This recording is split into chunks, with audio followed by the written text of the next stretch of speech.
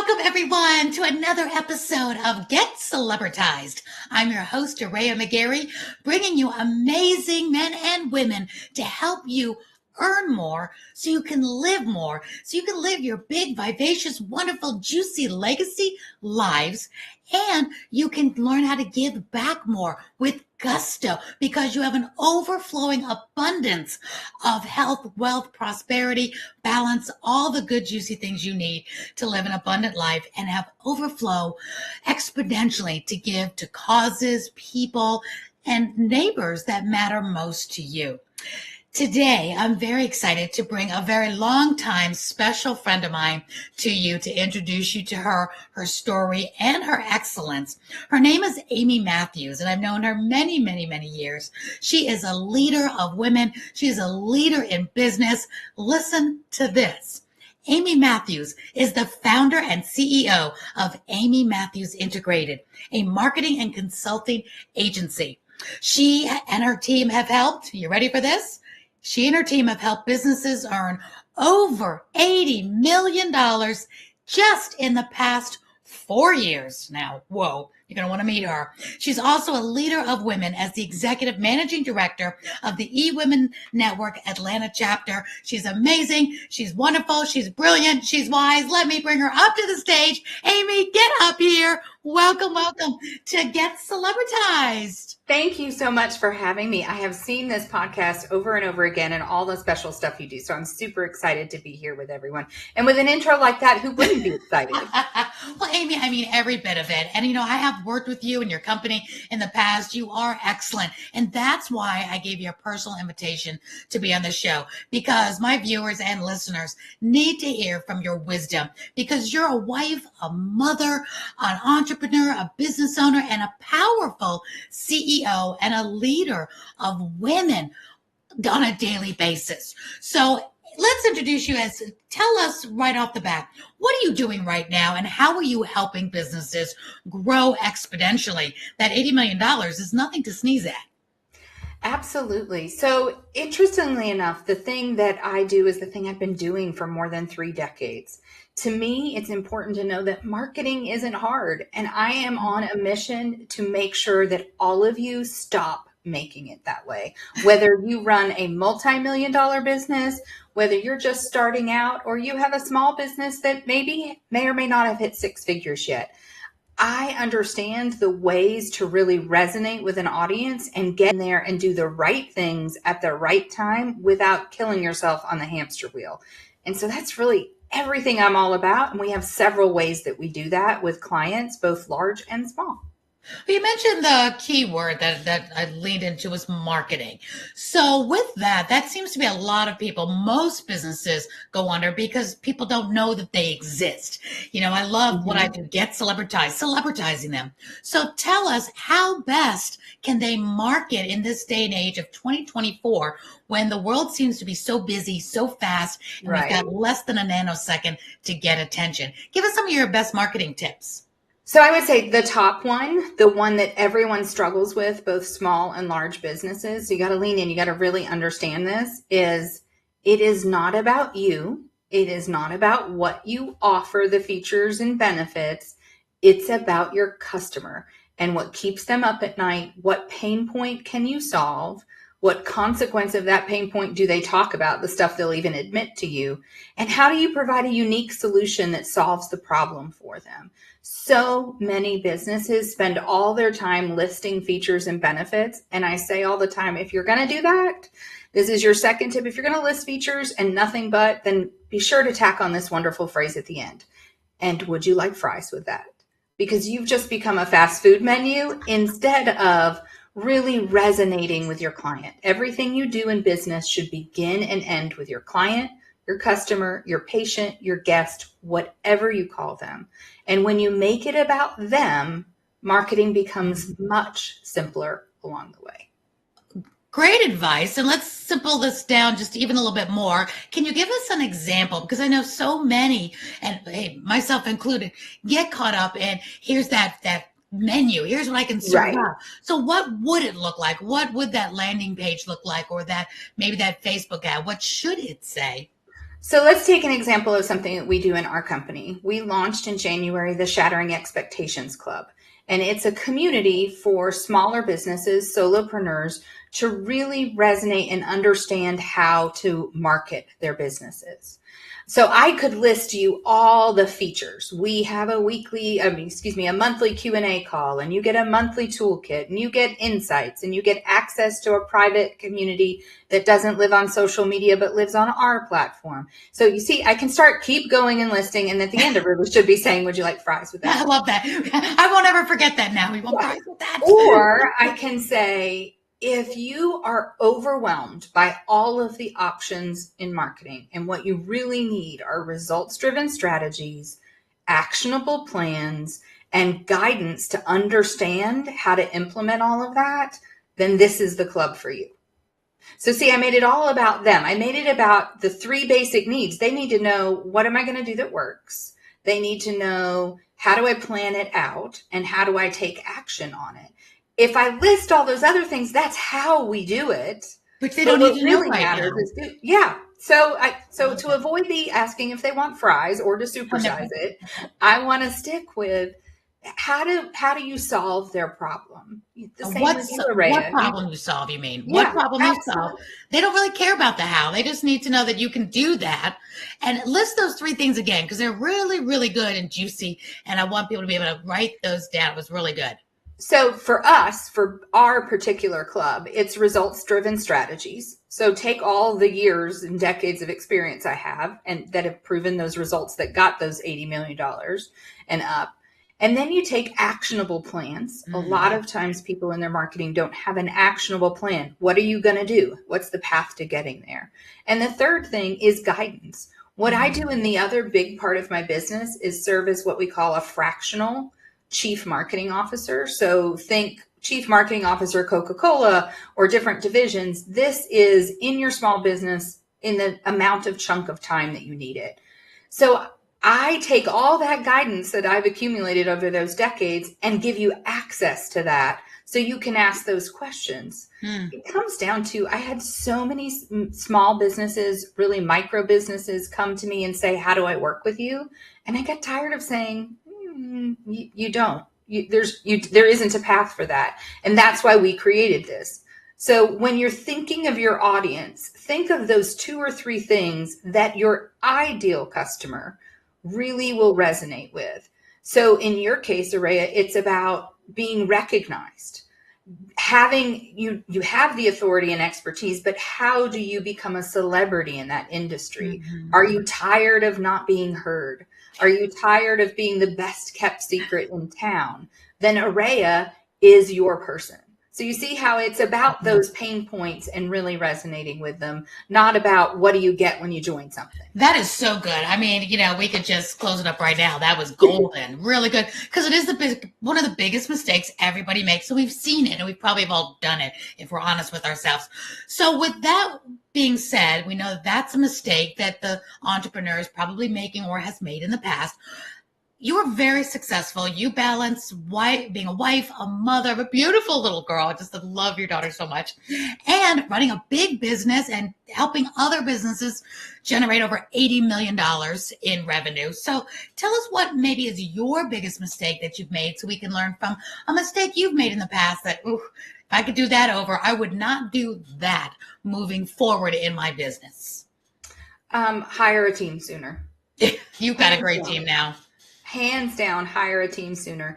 Team members, whether you bring them on as contractors or as employees, they are not cost. They are investment.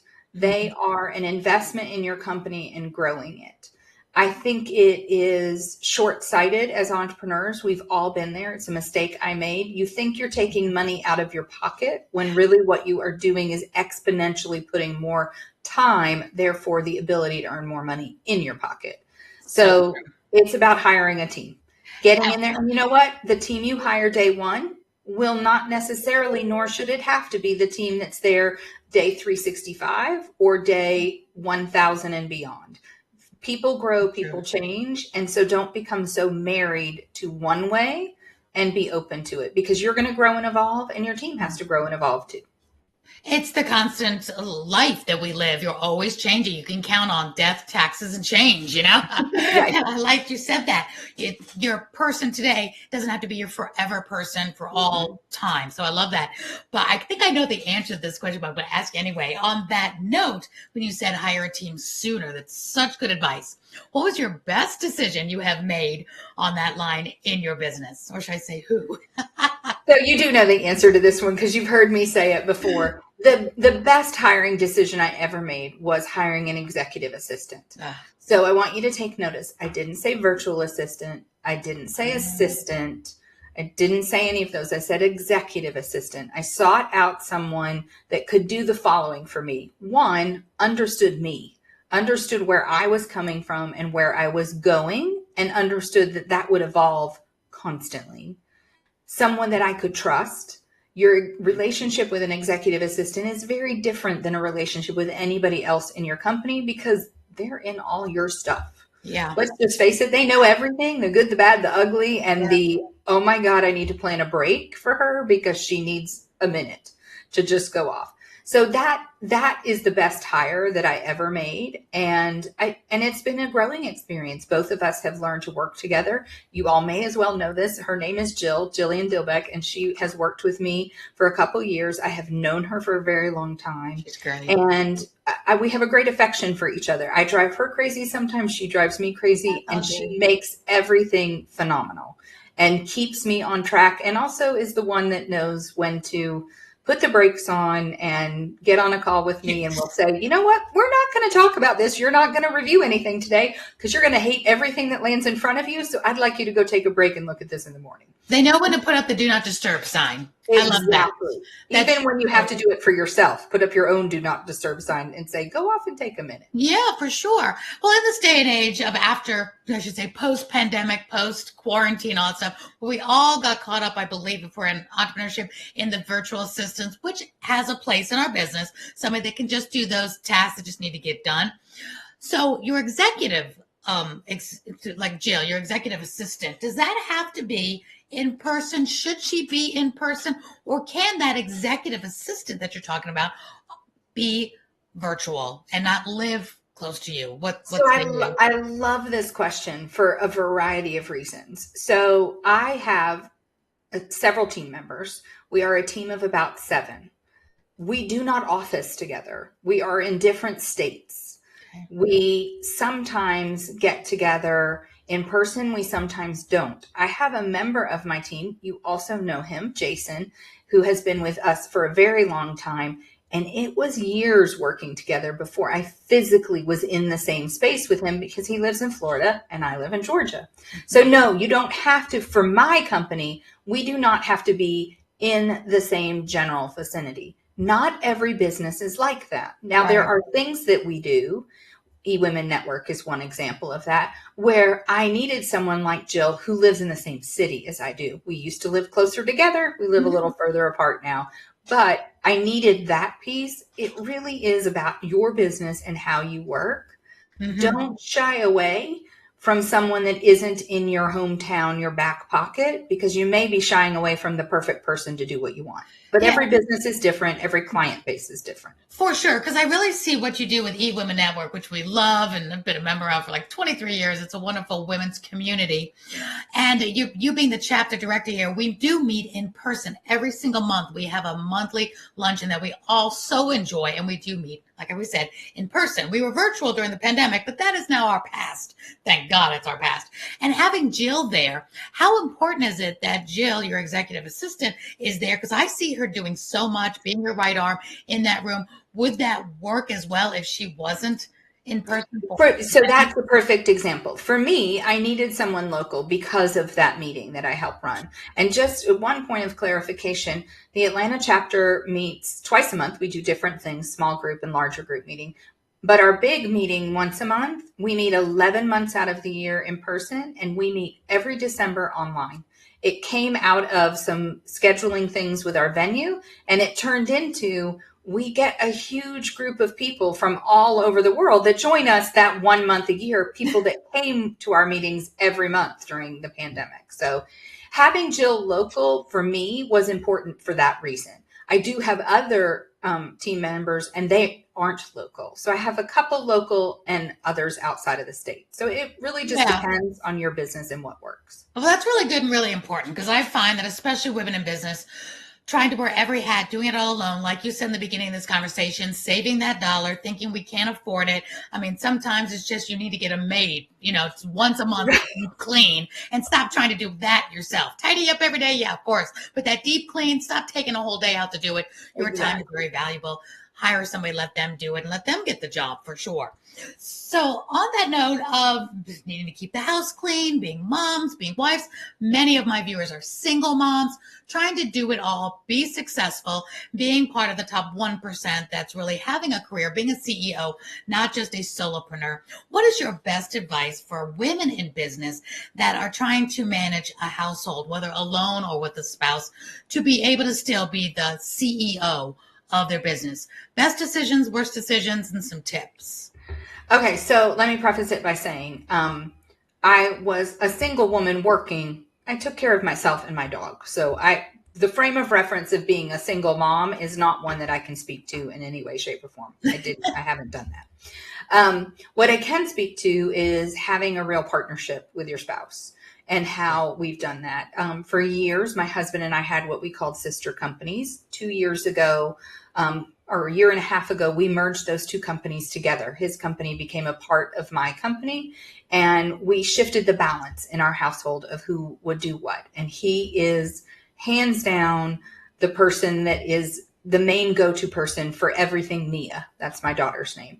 So he handles all of the things relative to her. He does still have a few clients, and he does some of those things, but on a much different scale.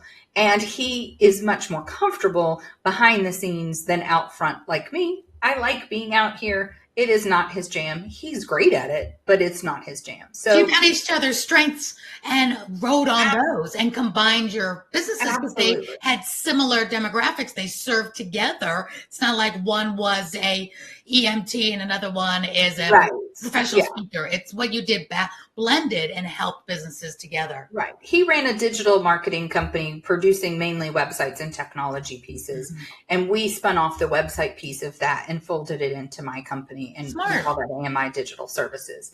So we did that early on and in the beginning of this shifting over a couple years ago. And so it is a partnership. We are partners. It's interesting. We talk all the time. I am a huge proponent of coaches and getting people to help you and signing up for things that you need. I happen to be lucky enough to have come from a background with a business degree and a master's in business, a husband with an engineering degree and a master's in business, and both of us come from the corporate world.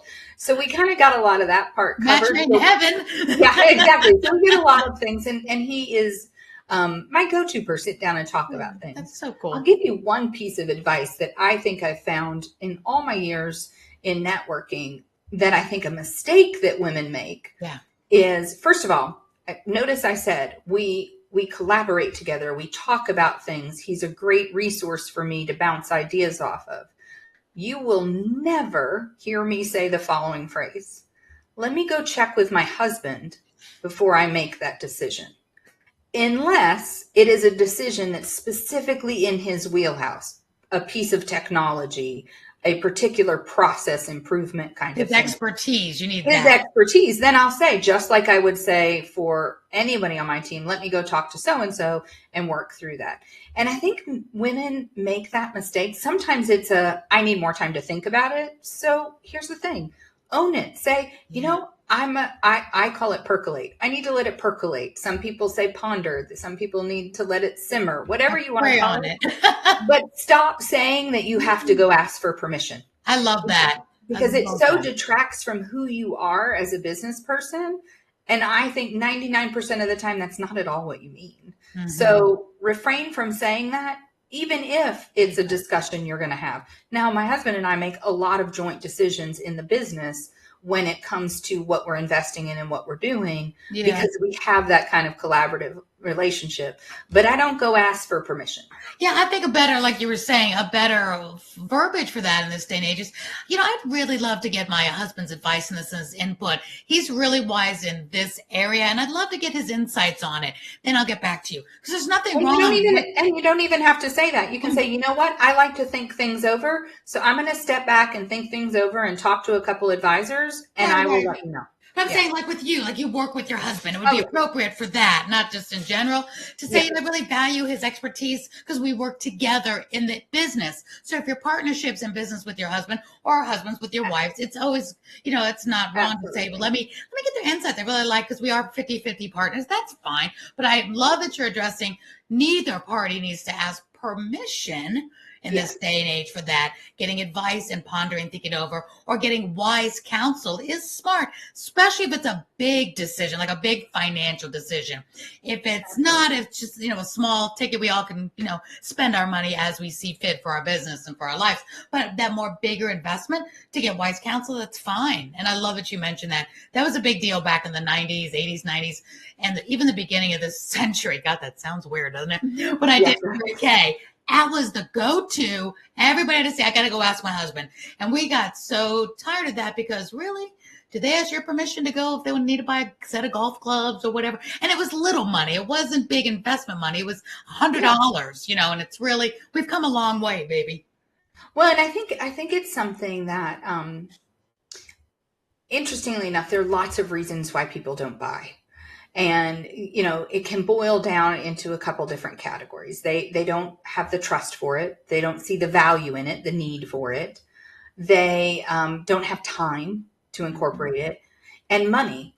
I will say money is the one that people talk about the most, and it is the lowest on the list of what actually happens.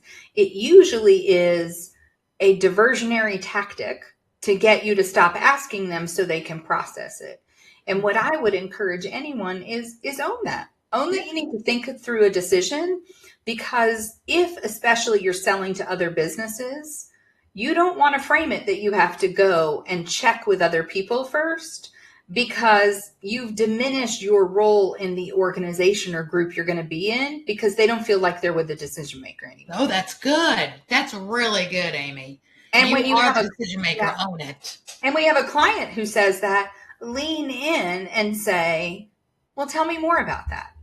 What kinds of questions do you need answered, so that you pose those? And a lot of times you can move them past their indecision.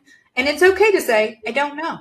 I'm not ready to make a decision. So that would be one of my things that I've witnessed watching lots of people make that mistake. Primarily women. You don't hear a lot of men say, let me go talk to my wife. Right, exactly. And I love that too, if you dive deeper to overcome any of the questions and obstacles that they're giving you, and say, okay, so if money wasn't an object, you would make that decision today. Or if this wasn't the obstacle, this would be right for you. So meeting the need, like you said, if the pain is there and you can solve the pain, then there's something else happening. It's not just the money, because I can attest to myself and so many people, when we want something bad enough, we find the money. Exactly. Yes. You make it. Sandra Yancey, who's the founder of eWomen Network, says all the time, the answer to that question and evidence of that is the number of little black dresses that women have. They all have 5 different little black dresses, or even more specifically, they have how many pairs of black pants. Yes. And she describes it as, I have my, I'm not feeling so thin today, black pants. I have my, my casual black pants. I have this. Yeah. Or I also have my girlfriend's got to come over and help me lay down and squeeze into these black pants. We will find a way to really get what we need. Then if you do that and you get past what are the other reasons that are stopping them, then you know that you're not going to miss out. You know that you're going to get the sale and really realize if they need you, if they're ready for you, that sort of thing. So. Absolutely. Absolutely. Well, on that note, since you happen to mention the wonderful Sandra Yancey and eWomen Network, we love to network with each other as women. And Mm-hmm. Amy, you are so busy. You're running a business that's helping other companies in the past 4 years earn over $80 million. That's no small feat. So you're busy. Tell me why you decided to go into leadership in a role as a chapter director to lead women and do what you do. It obviously takes time. You do an excellent job of it, Amy, because I've been a member of a lot of different networking clubs and groups, and yours has stood the test of time. You're very well organized. You have your right arm, executive assistant. So how important is it to you to do that and lead these women, all of us in eWomen Network? Does it enhance your business? Is it something you just do out of the goodness of your heart? Or has it really made a difference in moving your needle forward in your business? I think yes to all of those things. So first of all, one thing to note is I didn't always have Jill. Like I said, it was my biggest mistake was taking too long. I did it all by myself for a long time. I don't recommend that. It's easier with help. And that help can come when you're part of an organization that, yes, I have Jill. I also have an amazing leadership team at eWomen Network that do a lot of the heavy lifting. So that is part of it. I used eWomen Network as a platform. I used eWomen Network as a way to celebritize myself, as you would say, in a way that I couldn't do otherwise. And I'm going to tell you right now, if Sandra Yancey was sitting next to me or listening to this podcast, she would say, she wouldn't be like, she used us. She would be like, yes, she used us. That's exactly what I want her to do. We have a mutually beneficial relationship. And so it is about promoting other women. It is about lifting yourself up. The other thing is, if you want to speak on stages, one of the fastest ways to speak on stages is to create your own. And eWomen Network and having a chapter was a great option for me. The managing director at the time, Deborah Daniel, was stepping down. Her business was growing and she needed to step aside. I worked with her a lot in the chapter. I was on her leadership team. I like to say I was her leadership team, and we did a lot together. So it was a natural fit. I wanted the chapter to continue to grow and expand. And I also knew it would help. I knew I would grow. Aurea can tell all of you, you can't go to an eWomen Network conference and say my name and find too many people that don't know who I am. That is by design. I worked that to grow in that community. And it, even to this day, 99% of the revenue that comes into my business came directly or indirectly from my relationships within eWomen Network. So the moral of that story, I like to let the viewers, wherever they are, I mean, of course, there's chapters everywhere, but not just with eWomen that, of course, we love so much. Get out there and network. It is worth your time, men and women, to get out there and network your business on a regular basis. But my caveat, Amy, tell me if you agree, I've done it both ways. And one, we're spreading yourself, going to all sorts of networking, different ones every day of the week or 2 or 3 times a week, going everywhere, being at all these different ones. Versus what I found worked better for me was zeroing it down, narrowing it down into 1 or 2, maybe 3, where you really get to get known, you get trusted. That's why I've stuck with eWomen for so long, because I can't hop to yours, hop to another, hop to another, hop to another. And then who am I referring to as for realtors? If I know 16 realtors in all these different networking events, who am I referring business to? I haven't built relationships. So I find that 1, 2, maybe 3 at the most, where you can really dive in, get to know the people, get celebritized, get people to know, like, and trust you. And you also get to know, like, and trust them. And it's an easy referral for me to refer people to Amy. I mean, she's the one that does this job the most. And we think marketing, I think Amy Matthews. I don't think 9 other people. Who should I give this referral to? Makes life easier. And I think you go faster. I know I've gone faster and stronger by zoning it in, and it's my community. And it's just, well, I think you can make a choice. Early on, when I first became managing director, I went to a lot of different networking groups in town. It helped get my name out there. Yeah. I will say, strategically, I have decided to go deep. And so I have built deep roots and connections within eWomen Network around the country, around the world. You won't find me at other networking groups. You just won't. Here's part of it. And this is my take. It's also the kind of business that I have.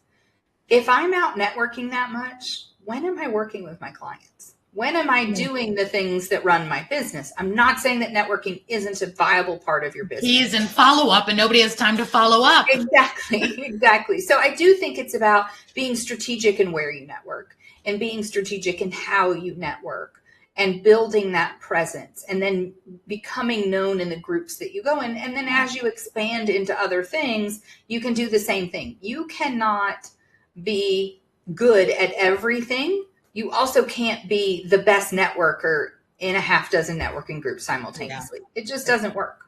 Yeah, you're so right. You're so right. All right, as we wind down a little bit, and we've got you here, a captive audience with you, tell the viewers what would be your best advice going forward in 2024, something that they need to stop doing and something they need to start doing to make a difference. Like we say, any women, to make that needle move forward.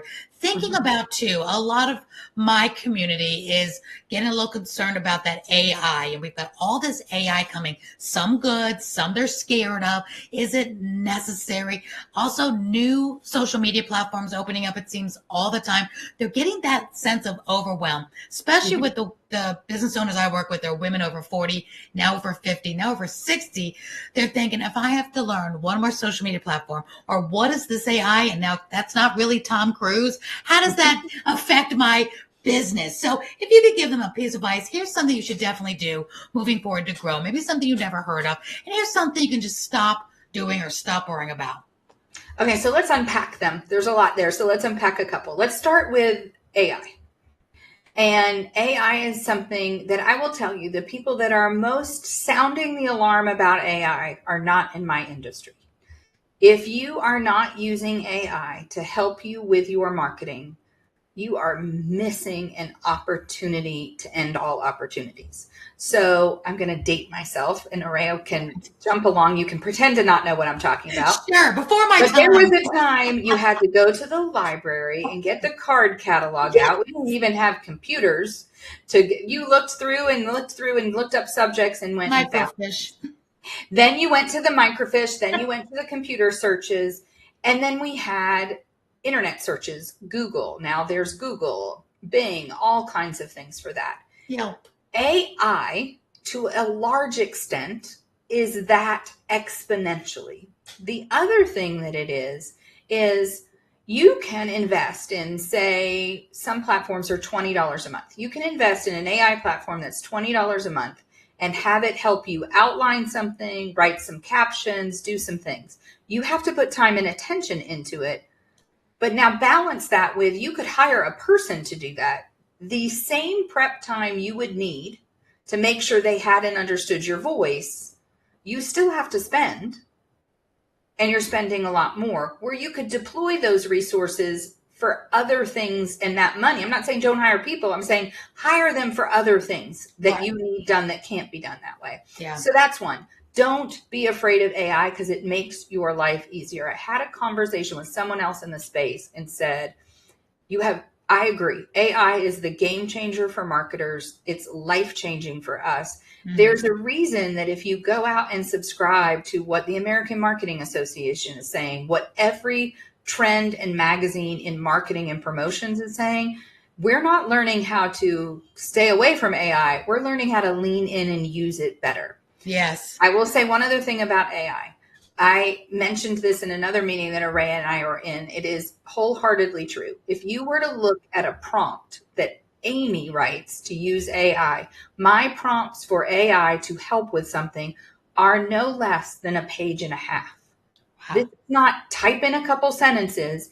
I tell them, I think of it as a person. I'm telling them the style I want them to write in, the tone I want them to use. I tell them who the ideal customer is, what the brand is, what am I trying to convey, how am I trying to do that. Now give me an outline for a webinar around these topics, and now I have something to start with. You no longer have to start with a blank page. Right. Now, Amy, that's really good. I want people to really hear that, because it's like the chat GPTs that we use. You're talking like the premium for $20. I know I use it, and I don't use it like that.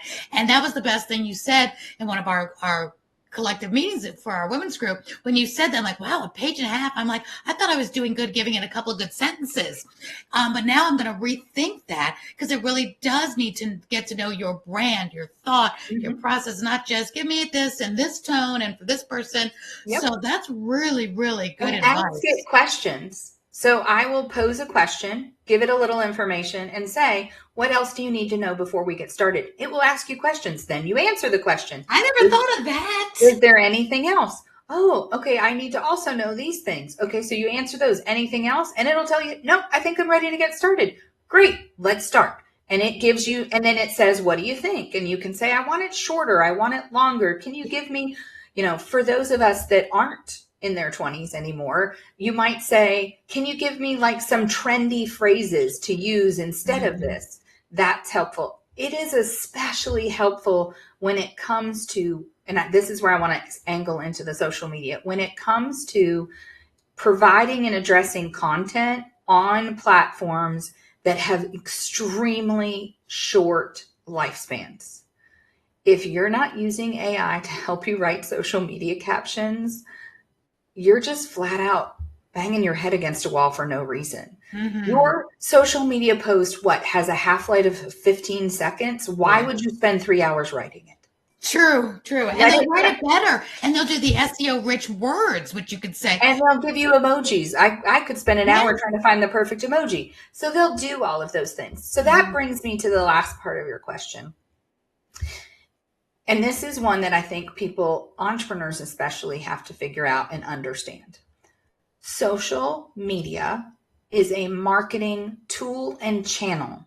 It is not a marketing strategy. Yes. You only should be on a social media channel if your ideal customer is there making purchase decisions relative to what you sell.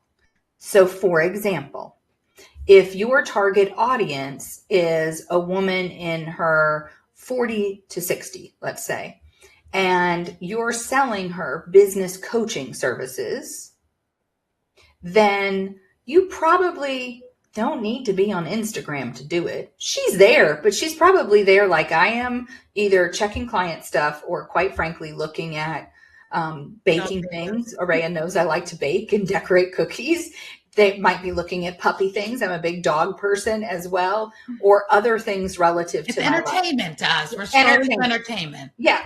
I'm not there to buy. I'm really not there to buy.